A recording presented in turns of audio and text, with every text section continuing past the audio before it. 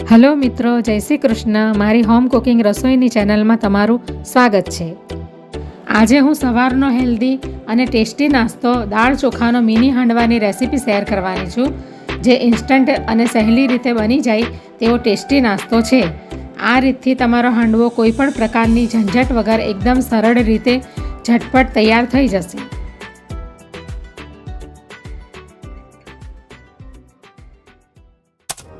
તો આજે હું એકદમ હેલ્ધી અને એકદમ ટેસ્ટી એવો મિની હાંડવાની રેસીપી શેર કરવાની છું, જે ઓલ ટાઈમ ફેવરેટ હોય છે બધાનો.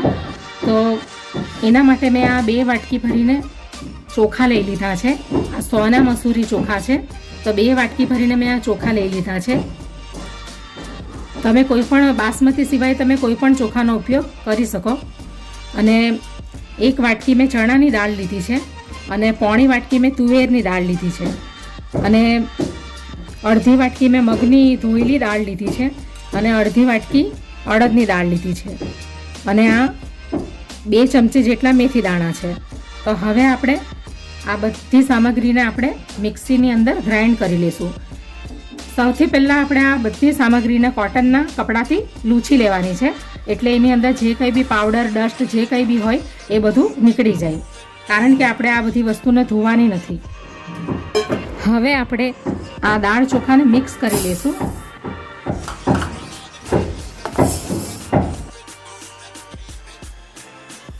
આ હાંડવો ખાવામાં એકદમ ટેસ્ટી અને એકદમ સરસ લાગે છે, અને હેલ્ધી તો હોય જ છે, પ્રોટીનથી ભરપૂર. હવે મિક્સ કરી લઈશું. અને આ એકદમ ઇઝી રીતે બની જતો ઇન્સ્ટન્ટ હાંડવો છે.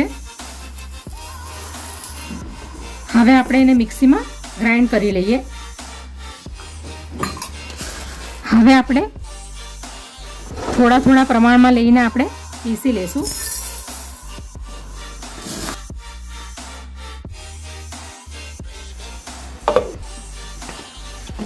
તો હવે દાળ ચોખા મિક્સીમાં પીસી લીધા છે. તો આપણે આ રીતે પીસી લેવાના છે. તો હવે દાળ ચોખા પીસાઈ ગયા છે.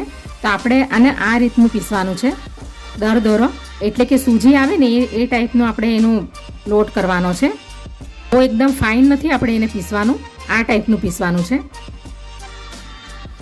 જે કરકરો લોટ આવે છે ને ચણાનો, એ ટાઈપનું પીસવાનું છે.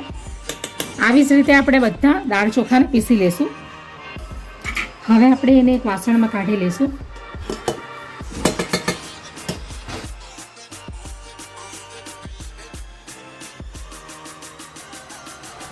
તો આવી જ રીતે આપણે બધા દાળ ચોખાને દરદરા પીસી લેવાના છે.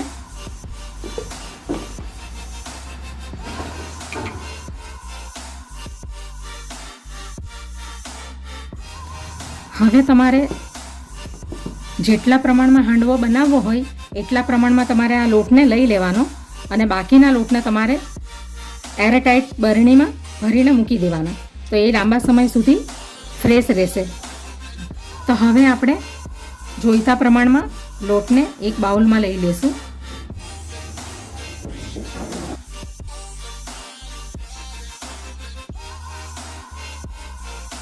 તો હવે એક બાઉલમાં મેં લોટને લઈ લીધો છે.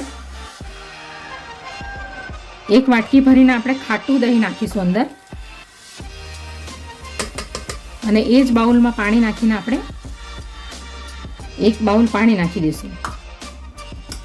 હવે આપણે મિક્સ કરી લઈશું.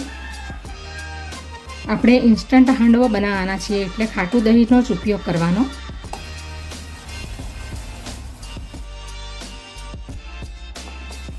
હવે આપણે બરાબર મિક્સ કરી લઈશું.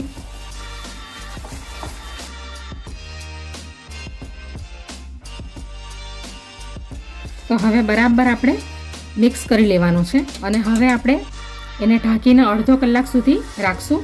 અને તમારી પાસે ટાઈમ હોય તો તમે એને 1 કલાક 2 કલાક પણ રાખી શકો. અને આપણે હમણાં આટલું જ પાણી નાખવાનું છે અંદર, આટલા પ્રમાણમાં પાણી નાખવાનું છે હમણાં, કારણ કે આ લોટ ફૂલશે અને ડબલ થશે. પછીથી આપણે એની અંદર જરૂર પડશે ને એટલું પાણી નાખીશું. હમણાં આપણે એને ઢાંકીને અડધો કલાક માટે રેસ્ટ કરવા મૂકી દઈશું.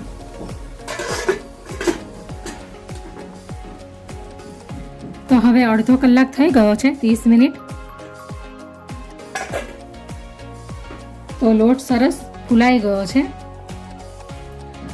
તો હવે આપણે એની અંદર મસાલા કરી લઈએ. તો આ આદુ મરચાંની પેસ્ટ છે 1 ચમચી, એ નાખી દઈશું આપણે. 1 ચમચી જીરું છે, 1 ચમચી તલ છે સફેદ, એ નાખી દઈશું. અડધી ચમચી હિંગ છે, અડધી ચમચી હળદર, અડધી ચમચીથી પણ ઓછો ચાટ મસાલો અને 1 ચમચી ધાણા જીરું પાવડર નાખી દઈશું આપણે અંદર. હવે આપણે મિક્સ કરી લઈશું અને હજી અંદર થોડું પાણી નાખવાની જરૂર છે, પણ પહેલાં આપણે આ મસાલાને બરાબર મિક્સ કરી લેવાના, પછી આપણે એની અંદર પાણી નાખીશું.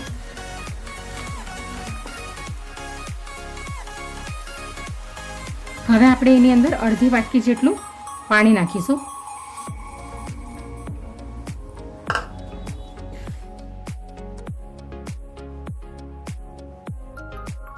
હાંડવાના બેટરની કન્સિસ્ટન્સી આ ટાઈપની આપણે રાખીશું.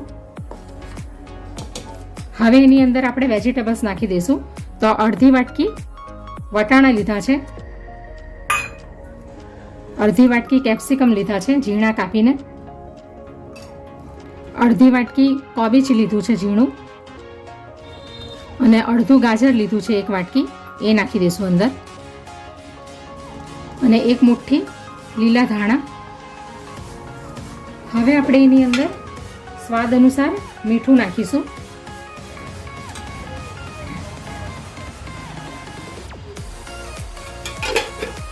અડધી ચમચી આપણે અંદર લાલ મરચું નાખીશું.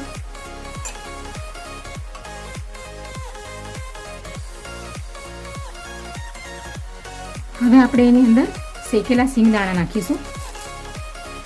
અને હાંડવાનો ટેસ્ટ ખાટો અને મીઠો આવે એના માટે આપણે આ ગોળ પાવડર નાખીશું.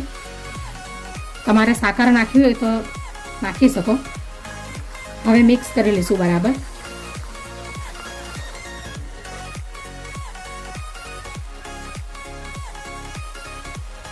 હવે 2 ચપટી જેટલા ખાવાના સોડા નાખીશું અંદર, અને એને એક્ટિવ કરવા માટે આપણે આ અડધા લીંબુનો રસ નાખી દઈશું.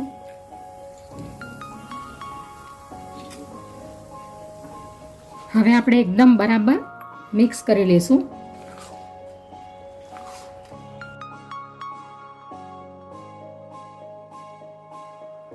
તો હાંડવાની અંદર એક પછી એક બધા મસાલા અને વેજીટેબલ્સ નાખી દીધા છે.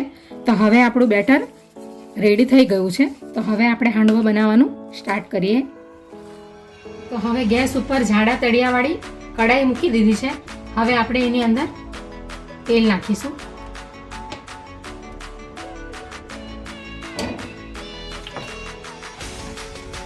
તેલ ગરમ થાય એટલે આપણે એની અંદર અડધી ચમચી રાઈ નાખીશું.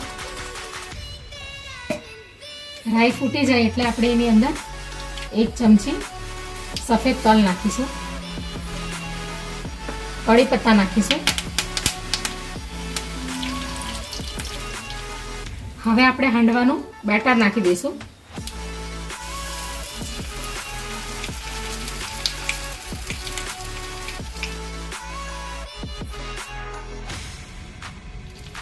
આપણે નાના નાના હાંડવા બનાવવાના છે એટલે ઓછું બેટર નાખવાનું અંદર. આવી રીતે આપણે એને ફેલાવી દઈશું. હવે આપણે થોડાક ઉપરથી તલ નાખી દઈશું એટલે બંને સાઈડે લુક સરસ આવશે એનો. થોડાક કડી પત્તા પણ નાખી દઈશું.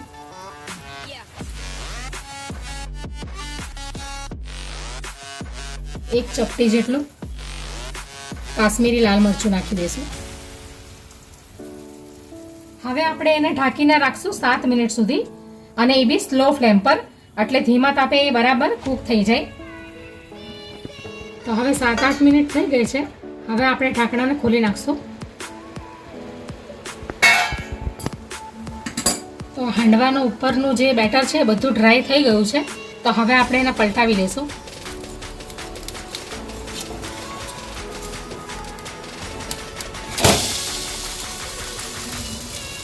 હવે પાછું આપણે એને 5 મિનિટ સુધી કૂક થવા દઈશું, પણ હવે એનું ઢાંકણું નથી ઢાંકવાનું, એને ખુલ્લું જ રવા દેવાનું છે. 5 મિનિટ થઈ ગઈ છે. હવે આપણે એને બીજી સાઈડેથી પણ બરાબર ચડી ગયો છે, તો હવે આપણે એને ડીશમાં કાઢી લઈશું. તો હવે હાંડવો કૂક થઈ ગયો છે બરાબર.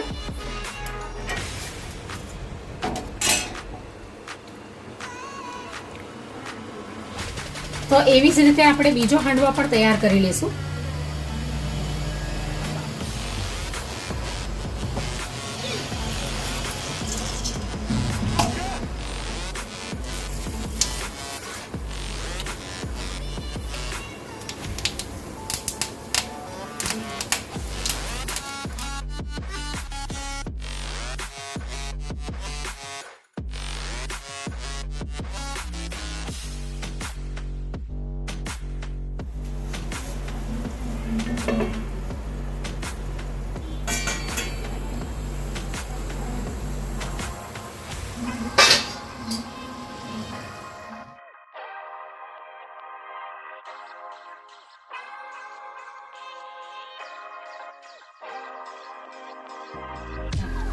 તો આવી જ રીતે આપણે બધા હાંડવાના તૈયાર કરી લઈશું.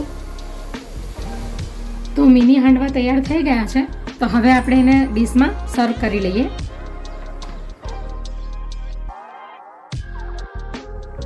તો તૈયાર છે હેલ્ધી અને ટેસ્ટી હાંડવો. હવે આપણે કટ કરીને જોઈ લઈએ. તો ઉપરથી સરસ ક્રિસ્પી અને અંદરથી નરમ બન્યો છે આ ટાઈપનો.